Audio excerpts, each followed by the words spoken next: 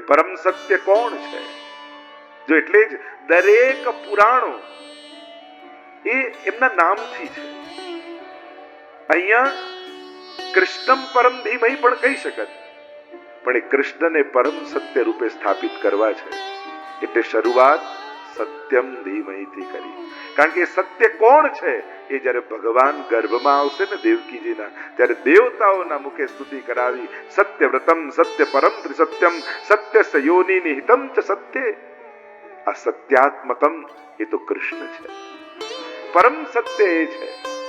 એટલે દરેક પુરાણ સમજો, નારદ પુરાણ અથવા તમે ભવિષ્ય પુરાણ, જે વિષય હોય એના પરથી એ પુરાણોનું નામ છે.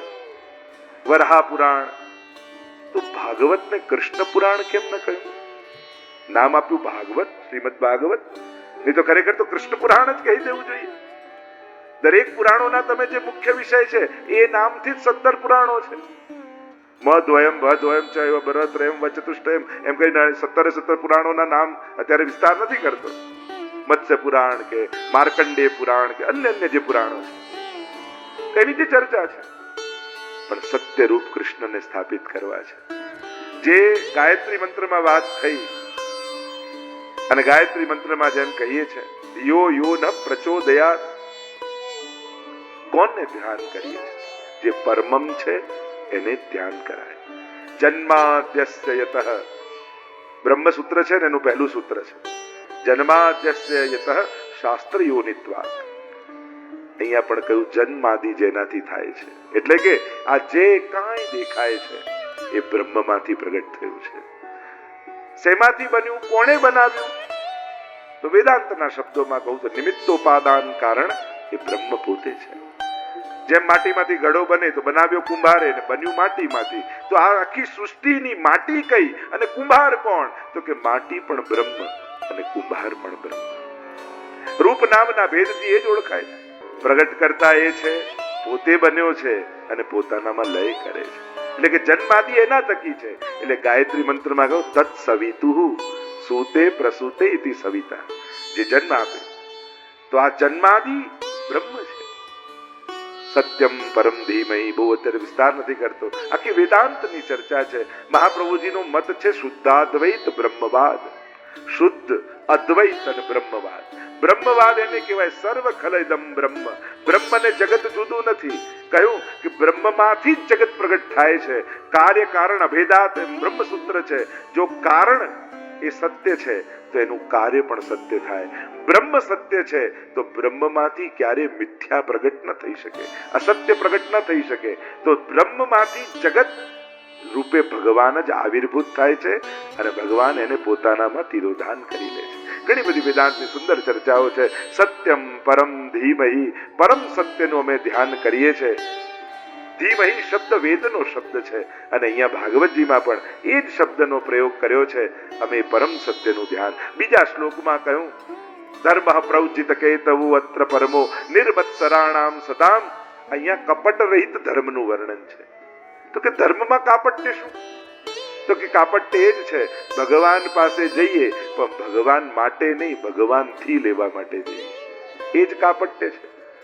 અહીંયા કપટ રહિત ધર્મનું વર્ણન છે. ત્રીજા શ્લોકમાં વર્ણન કરતા નિગમ કલ્પતરોર ગલિતમ ફલમ શુકમુખાદમૃત દ્રવ સંયુતમ પીબત ભાગવતમ રસમાલયમ મુહુરહો રસિકા ભૂમિ ભાવુકા. મંગલાચરણનો ત્રીજો શ્લોક વર્ણન કરતા કહ્યું નિગમ એટલે વેદ રૂપી વૃક્ષ ઉપર લાગેલું ગલિત ફલ, એ શ્રીમદ ભાગવત છે. નિગમ કલ્પતરોર ગલિતમ ફલમ. અને આ ગલિત ફળ એવું છે એમાં ઠાલ નથી, ઠળીઓ નથી ને છાલ નથી. કોઈ પણ વસ્તુ ત્યાજ્ય નથી. આ રસરૂપ છે અને એટલા માટે જ કહ્યું પીબત. આજ્ઞાર્થ શબ્દનો પ્રયોગ કર્યો. પીઓ, પાન કરવાનું, કારણ કે આ તો રસરૂપ છે. રસમાલયમ પણ થયું પીએ તો ખરા પણ ખાટું હશે તો કહ્યું ના. વૃક્ષ ઉપર સૌથી મીઠું ફળ એ હોય જેના ઉપર પોપટે ચાંચ મારી હોય, એ સૌથી મીઠું હોય. તો આ ફળ ઉપર પણ શુકદેવજી રૂપ શુકે ચાંચ લગાવી છે. શુકમ ખાદમૃત દ્રવ સંયુતમ પીબત ભાગવતમ રસમાલયમ. જે વેદમાં બ્રહ્મની વ્યાખ્યા કરી રસો વૈ સહ, એ જ બ્રહ્મ એનો આલય આ ભાગવત છે. ભાગવત છે ને દેવાલય છે, ભાગવત છે ઔષધાલય છે, ભાગવત છે ન્યાયાલય છે, ભાગવત છે પુસ્તકાલય છે, ભાગવત એ રસમાલય છે. આ બધા આલયો ભાગવતમાં સમાયેલા છે. આ ઔષધાલય છે. આ કઈ ઔષધિ ભાગવતમાં છે? તો કે ભવરોગને મટાડનારી ઔષધિ. નિવૃત્ત તરશૈરુપગીયમાનાત ભવૌષધા છોત્ર મનોભિરામાત. સૌથી મોટો રોગ એ ભવરોગ છે, જે બધાને લાગેલો છે, અને એનાથી મુક્ત કરવાની કોઈ ઔષધિ હોય તે ભાગવત છે. ભાગવત એ ન્યાયાલય છે, એ ન્યાય કરનારો છે ધર્મ અને અધર્મનો. ભાગવત એ ગ્રંથાલય છે, સર્વ ગ્રંથો ભાગવતમાં સમાયેલા છે. વિદ્યાવતામ ભાગવતે પરીક્ષા એમ કહ્યું, વિદ્વાનોની પણ પરીક્ષા ભાગવતમાં છે. ભાગવતમાં બધા જ વિષયો સમાયેલા છે. ભાગવત એ દેવાલય છે, સાક્ષાત ભગવાન ભાગવતમાં બિરાજે છે. એટલે જ્યારે પૂજન કરીએ, પરિક્રમા કરો ને, તો આખી વ્રજ પરિક્રમા, આખી તીર્થોની પરિક્રમા, સમસ્ત 33 કોટી દેવતાઓ અહીંયા આવીને બિરાજે, એવા અનેક પ્રકારના મહાત્મ્ય કહેવાય છે. 3 શ્લોકમાં મંગલાચરણ કર્યા બાદ નૈમિષારણ્યની કથાને આગળ વધારી 1000 વર્ષ સુધી ચાલે એવો યજ્ઞ આદરીને બેઠેલા સૌનકાદિ ઋષિઓએ સુતજીને બોલાવ્યા અને 6 પ્રશ્ન કર્યા. પહેલો પ્રશ્ન કર્યો, મહાત્મન, આપ તો પુરાણ શાસ્ત્રોના જ્ઞાતા છો, તો સર્વ ધર્મ શાસ્ત્રના ઉપદેશ અનુસાર મનુષ્યનું પરમ કલ્યાણ શેમાં છે એ અમને જણાવો. કારણ કે કલ્યાણ ક્યાં છે એ અમે જાણતા નથી. સુખ બધા ઓળખે છે, હિતને કોઈ ઓળખતું નથી. સુખ દેખાડે એ વ્યક્તિ ગમે, પણ હિતની વાત કરે એ વ્યક્તિ પણ ગમતો નથી. માણસને એના કલ્યાણમાં રસ નથી, એને કેવલ સુખ ભોગવવામાં રસ છે. પણ દરેક મળતી વસ્તુ, દરેક સુખ આપતી વસ્તુ એ હિતકારક જ હોય જરૂરી નથી. એટલે માણસે પહેલા હિતનો વિચાર કરવો અને પછી સુખનો વિચાર કરવો. તો મનુષ્યનું પરમ કલ્યાણ શેમાં?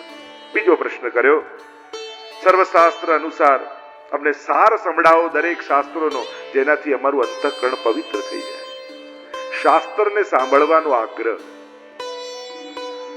આપણે તો ગ્રંથોની બુકો જોઈને કે આપણા તો કામનું નહીં હો, આ બધું એનું વોલ્યુમ જોઈને જ એમ થાય કે આપણા તો કામનું નહીં. અને હિન્દુ જ્યારથી ધર્મ ગ્રંથોથી દૂર થયો, ત્યારથી જ આપણા સમાજમાં અંધશ્રદ્ધાઓ ફેલાઈ.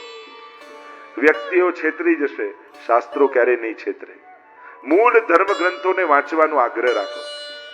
દરેકના ઘરમાં ગીતાજી, ભાગવતજી, રામાયણ, 16 ગ્રંથ આટલા તો બિરાજવા જ જોઈએ. ભલે વાંચતા નહીં, રાખો તો ખરા, ક્યારેક વાંચવાની ઈચ્છા થશે. પણ દરેકને ધર્મ ગ્રંથ, એટલે આપણે જો ગ્રંથોત્સવ કર્યો હતો હમણાં ગયા વર્ષે, બધાના લાખો હજારોના ઘરમાં ભાગવતજી, ગીતાજી, 16 ગ્રંથ બધાને નિશુલ્ક ઘરે ઘરે આપણે વિશ્વભરમાં પહોંચાડ્યા. કારણ કે લોકો ગ્રંથ વાંચતા હતા. મૂળ, કારણ કે આપણા ધર્મનું જ્ઞાન ક્યાંથી આવે? કોઈ ટીવી સિરિયલ જોઈને, કોઈ પેજ છાપાનું વાંચી લઈએ, કોઈ મેગેઝિનનું વાંચી લઈએ, ક્યાંક કોઈને થોડા ક્લિપો, નાની નાની રીલ ને ક્લિપો સાંભળી લઈએ, અને પછી જે કન્ફ્યુઝ થઈએ આપણે. અરે એ બધાને જમાડે છે કે મારે એને ભોગ ધરવાનો છે? એ બધાને જગાડે છે કે મારે એને જગાવવાનો છે? એ બધાને સુવડાવે છે કે મારે એને સુવડાવવાનો છે? કોઈ કહે કે તમારી અંદર ભગવાન છે, કોઈ કે તમે જ ભગવાન છો, કોઈ કે તમારે ભગવાનની સેવા કરવાની છે, કોઈ કે તમે ભગવાનનો અંશ છો. આમાં સાચું શું? એટલે કે જ્ઞાન માર્ગ, કર્મ માર્ગ, ભક્તિ માર્ગ, એ ત્રણેયની એવી ખીચડી થાય કે આપણે ઓલવેઝ કન્ફ્યુઝ રહીએ. આ બધું તો બહુ અઘરું હો. અઘરું કાંઈ નથી. Knowledge proper way. આપણી તકલીફ બધાની એ છે, ઓથેન્ટિક પર્સનો પાસેથી નોલેજ આવતું નથી આપણું. અને એટલા માટે આપણે ધર્મમાં પણ હંમેશા કન્ફ્યુઝ રહીએ છીએ. એટલે પ્રયાસ એ કરો કે મૂળ ધર્મ ગ્રંથોનો આશ્રય કરીએ. તો શાસ્ત્રોનો સાર મને સંભળાવો, જેથી અમારું અંતઃકરણ પવિત્ર થાય. ત્રીજું કહ્યું, પ્રશ્ન કરતા પરમાત્મા વિવિધ અવતારો અહીંયા લઈને પધારે છે, તે અવતારો વિશે અમને જણાવો. ચોથો પ્રશ્ન કર્યો, પરમાત્મા શ્રી કૃષ્ણ જે મંગલ કાર્ય કરવા માટે ભૂતલ પર પધાર્યા, તેમના અવતારનો હેતુ શું હતો? કેમ પધાર્યા? સ્વયં ભગવાનને કેમ આવવું પડ્યું? આટલા અવતારો તો થયા, પછી ભગવાન પોતે કેમ આવ્યા? પાંચમો પ્રશ્ન કર્યો, ભગવાન શ્રી કૃષ્ણની વિવિધ લીલાઓ વિશે અમને વર્ણન કરો. અને છઠ્ઠો પ્રશ્ન કર્યો કે ભગવાન જ્યારે સ્વધામ પધાર્યા પછી ધર્મ કોના શરણે ગયો એ અમને કહો. કારણ કે જ્યારે ભગવાન પોતે ભૂતલ પર હોય એટલે કે ગ્રંથ પ્રમાણે બે પ્રકારના ટાઈમ પીરિયડ હોય, એક અવતાર કાળ, બીજો અનવતાર કાળ. શાસ્ત્ર પ્રમાણે જ્યારે ભગવાન પોતે આ પૃથ્વી પર હોય છે એ સમય પીરિયડને કહેવાય છે અવતાર કાળ, કે હમણાં ભગવાનનો અવતાર છે. અને ભગવાન જ્યારે શાસ્ત્ર પ્રમાણે આ ભૂતલ પર ન હોય એ સમય પીરિયડને કહેવાય અનવતાર કાળ. ભગવાનની હાજરી હોય પણ પ્રગટ અવતાર ન હોય. તો ભગવાન જ્યારે સ્વધામ પધારી ગયા, કારણ કે ભગવાન જ્યારે આ ભૂતલ પર હોય, અવતાર કાળ ચાલતો હોય, ત્યારે ધર્મ ભગવાનની શરણમાં હોય છે. સાક્ષાત ધર્મ રૂપ ભગવાન પોતે હોય છે. વિગ્રહવાન ધર્મ રામો વિગ્રહવાન ધર્મ, એમ કે સાક્ષાત ધર્મનો વિગ્રહ પોતે હોય ભગવાન. પછી કોના શરણે ધર્મ ગયો? જો ભાગવતની તો મહત્તા એમ કહેવાય છે, જ્યારે પ્રભુ સ્વધામ પધારી રહ્યા હતા ત્યારે ઉદ્ધવજી આવીને વિનંતી કરે છે કે પ્રભુ આ પ્રગટ રૂપે આ ભૂતલ પર નહીં હો તો અમે આપનો અનુભવ ક્યાં કરીશું, કઈ રીતે કરીશું?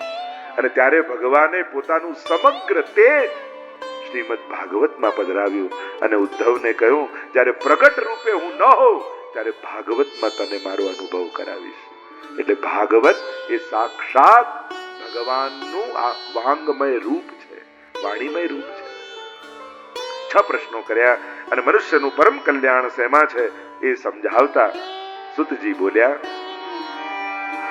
સવૈ પુંસામ પરો ધર્મો યતો ભક્તિરધોક્ષજે અહૈતુક્ય પ્રતિહતા યયાત્મા સંપ્રસિદ્ધતિ.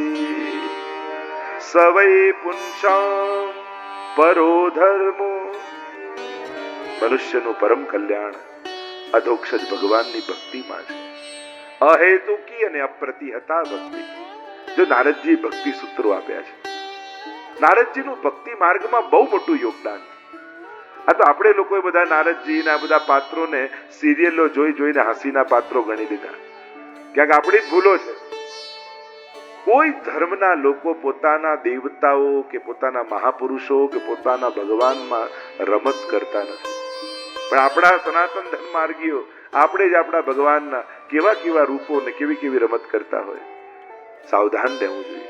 એમની ડિગ્નિટી આપણે જ જાળવવાની છે. જો આપણે જ છોડી દઈશું તો બીજા લોકો તો મજાક બનાવી લેશે. અને એટલે જ આપણે અવસર આપીએ છીએ, એટલે જ કેટલી જગ્યાએ ચપ્પલોમાં દેવી દેવતાઓના ફોટા પ્રિન્ટ થાય છે. લોકોની હિંમત એટલે જ થાય છે. ક્યાં મને ખબર, નાના હતા ત્યારે ફટાકડો ફૂટી તો લક્ષ્મી ટેટો આવતું. લક્ષ્મીજીનો ફોટો હોય એમાં ફટાક નહીં ફૂટે. એટલે ક્યાં આપણે આપણા દેવી દેવતાઓ મહાપુરુષોને ક્યાં કરીએ છીએ, બધો વિચાર કરવા જેવો છે. આ બધું ચિંતનીય છે. જો આપણે ડિગ્નિટી નહીં જાળવીએ તો કોણ રાખશે? કોઈ પોતાના ભગવાનને દેવી દેવતા જોડે રમત કરતો નથી. આપણે ગણેશ ચતુર્થી આવે તો એમને ડોક્ટર બનાવી દઈએ, ક્રિકેટર બનાવી દઈએ, સિપાહી બનાવી દઈએ. કમથી કમ દેવી દેવતાઓને તો છોડો. એને રિસ્પેક્ટ રાખો, એને શું પહેરાવાય, એની કઈ રીતે ઉપાસના કરાય, એની કઈ રીતે આરાધના કરાય, આપણે જ જાળવવાનું છે. આવી રમત દેવતાઓ જોડે ન થાય. એમનું એક સ્થાન છે, એમની એક મહત્તા છે. આ વિચાર માંગે. કૃષ્ણ જોડે તો જે આપણે રમત કરીએ છીએ અને જે સ્તર સુધી રાધા અને કૃષ્ણના નામને આપણે લઈ જઈએ છીએ અને જેને રોજ ઉઠીને પગે લાગો છો, એની આવી મજાક આપણે જ કરી લઈએ. 2-3 દીકરા એમાં બગડેલો હોય ને તેમ કે આ મારો કનૈયો છે. હવે કાં તારો કનૈયો ને કાં ભગવાન, ક્યાં સરખાવે છે માણસ એ નથી વિચારતો.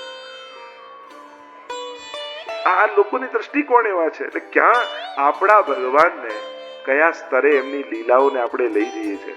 એ રાસ લીલાને, એ માખણ ચોરી લીલાને, આ બધી દિવ્ય અને અલૌકિક લીલાઓને કેવા લૌકિક કાર્યોમાં આપણે શબ્દોના પ્રયોગ કરીએ છીએ. જેના મોઢે રાસ શબ્દ નીકળવો ન જોઈએ, એના મુખે રાસ માટે ગમે તે ક્રિયા માટે રાસ. એટલે જ્યારે એમ થાય કે આ બધી દિવ્ય લીલાઓ, એટલે આપણા આચાર્યોને કેવા બધા નિયમો રાખ્યા કે ત્યાં મધુરાષ્ટક પણ જ્યાં સુધી લૌકિક કૃષ્ણ ગાવું નહીં. કારણ કે બુદ્ધિ જ લૌકિક છે, તે ભગવાનની લીલાઓમાં લૌકિકતા ગોતી લેશે. એટલે ખૂબ સાવધાન રહેવાની જરૂર છે. આપણા આવા દિવ્ય દેવી દેવતાઓ ભગવાનો આ બધા સ્વરૂપો જોડે રમત ન થવી જોઈએ. એને ડિગ્નિટી જાળવવી જોઈએ. અહીંયા જ્યારે કહ્યું મનુષ્યનું પરમ કલ્યાણ ભગવાનની ભક્તિમાં છે. નારદજીએ ભક્તિ સૂત્રો આપ્યા છે, અદ્ભુત સૂત્રો આપ્યા છે. અહેતુકીની અપ્રતિહતાએ ભાગવતે કહ્યું, એક તો નિષ્કામ ભક્તિ અને બીજું કહ્યું અખંડ ભક્તિ. અવતારો વિશે અમને કહો. શરદ કુમારોથી લઈને કલ્કી સુધીનું વર્ણન કર્યું છે. પરમાત્માના 24 અવતારો છે. અવતૃ ધાતુ પરથી અવતાર શબ્દ ઉપરથી નીચે આવે. ભગવાન ભક્તો માટે ભૂતલ પર આવે છે. ધર્મના સ્થાપન માટે ભગવાન આવે છે. અનેક પ્રકારના ભગવદ અવતારોની ચર્ચા ભાગવતમાં છે. આપણે પ્રસિદ્ધ 24 અવતાર, એમાં 10 અવતાર કહીએ, પણ ભગવાનના અનેક અવતારો છે. અંશાંશ અવતાર, અંશા અવતાર, કલા અવતાર, પૂર્ણ અવતાર, આવેશ અવતાર, પરિપૂર્ણ અવતાર, આવા 6 પ્રકારના ભગવદ અવતારો છે ભગવાન. અને ભાગવતમાં દરેક પ્રકારના અવતારોની ચર્ચા છે અને દરેક અવતાર વંદનીય છે. એટલે જ આપણે ત્યાં ભગવાનના આટલા રૂપોને આરાધન હોય છે. એક છે ભગવાનની વિભૂતિ. તો ગીતાજીમાં ભગવાને પોતાની વિભૂતિ બતાવીને 6 ધર્મમાંથી કોઈ એક ધર્મનો પણ પ્રભાવ જ્યાં દેખાય, ષટગુણમાંથી ભગવાનની વિભૂતિ રૂપ થઈ જાય છે. ભગવાનના વ્યૂ રૂપે ભગવાન લીલા કરે. વાસુદેવ, સંકર્ષણ અને પ્રદ્યુમ્ન અને અનિરુદ્ધ ચતુર્વ્યૂહથી ભગવાન લીલા કરે છે. આગળ છે ભગવદ અવતાર. 24 પ્રકારના ભગવદ અવતાર, 24 અવતાર, 6 પ્રકારના ભગવદ અવતારોની ચર્ચા છે. અને એક છે અવતારી, જે આ બધા અવતાર લઈને આવે છે. આ 4 પ્રકારના ભેદ છે. ભગવાનના આ ભૂતલ પર આવવાના પ્રકાર છે. અવતારની ચર્ચા કરી છે. 24 અવતારોની ચર્ચા કરવામાં આવી. આગળ ચરણના મહાત્માનું વર્ણન કર્યું કે જે ચરણને ભજે છે એ જ ભગવદ લીલાને જાણી શકે છે. આગળ 4 પ્રકારના પ્રશ્નો કર્યા.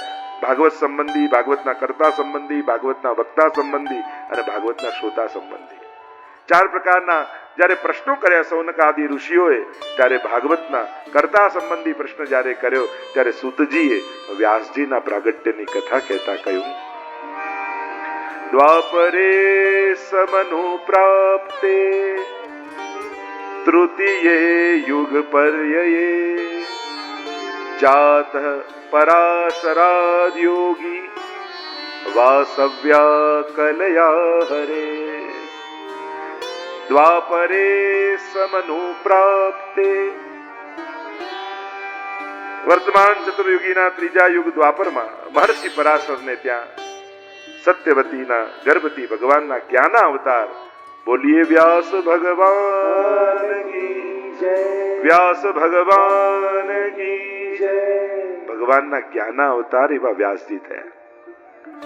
એમ તો જોવા જાવ તો પરાશરના પુત્ર રૂપે વ્યાસજી પ્રગટ થયા છે. મત્સ્ય કન્યા સંધ્યાકાળનો સમય ન કરવાનું કૃત્ય થયું. કોઈ અસુર પેદા થવો જોઈએ, પણ યમુનાજીનો કાંઠો હતો ને, અને યમુનાજી તો એવા કૃપાળુ છે, અજાણે અધર્મી નાહી ગયો तोय माए करे उद्धार. और इसीलिए महाप्रभु जी इस बात का उल्लेख करते हुए यमुनाष्टक में आज्ञा करते हैं, अनंत गुण भूषिते शिव विरंचि देव स्तुते घना घन निभे सदा ध्रुव पराशरा विष्णु. ધ્રુવજી અને પરાશરને અભિષ્ટ ફળ આપનારા શ્રી યમુનાજી છે. આ વ્યાસજીનું પ્રાગટ્ય પણ યમુનાજીની કૃપાથી થયું છે. મહાપ્રભુજી કહે આ અભિષ્ટ ફળ વ્યાસજી રૂપે પરાશરને આપ્યું હોય કોઈએ તો એ યમુનાજી આપ્યું છે, અભિષ્ટ ફળ આપ્યું. ધ્રુવજી પણ તપને કારણે પ્રભુને નથી પામ્યા, પણ નિત્ય મધુવનમાં યમુનાજીના પાન કરીને તપ કર્યા, એટલે યમુનાજીએ કૃપા કરી અને ધ્રુવજીને ઈશ્વરની પ્રાપ્તિ કરાવી છે. ભગવત પ્રાપ્તિ કરાવનારા કોઈ શ્રેષ્ઠમાં શ્રેષ્ઠ માધ્યમ હોય તો શ્રી યમુનાજી છે. આવી કૃપા છે. અને અહીંયા પરાશર મુનિને ત્યાં વ્યાસજીનું પ્રાગટ્ય થયું. બેટમાં યમુનાજીના દ્વીપમાં પ્રાગટ્ય થયું, એટલે વ્યાસજીનું એક નામ પડ્યું દ્વૈપાયન. વેદોનો વિસ્તાર કર્યો એટલે કહેવાયા વ્યાસ. બોર ખાઈને રહેતા એટલે નામ પડ્યું બાદરાયણ. કાળા હતા એટલે કૃષ્ણ દ્વૈપાયન વ્યાસ કહેવાય. અનેક અનેક સ્વરૂપોની ચર્ચા છે. 17 પુરાણોની રચના વ્યાસજીએ કરી. હજી મનમાં સંતોષ નથી. વેદોના વિસ્તાર કર્યા, 4 વેદ કર્યા એકમાંથી. મનમાં હજી તૃપ્તિ અને સંતોષ નથી. મહાભારત જેવો જયગ્રંથ લખ્યો, 1,00,000 શ્લોક, હજી મનમાં સંતોષ અને આનંદ નથી. શોકાતુર થઈને પોતાના આશ્રમમાં બેઠા છે. આટલા ગ્રંથોની રચના કરી છતાંય મનમાં પ્રસન્નતા કેમ નથી? એવું તો શું ખૂટે છે? એટલામાં દૂરથી અવાજ સંભળાયો,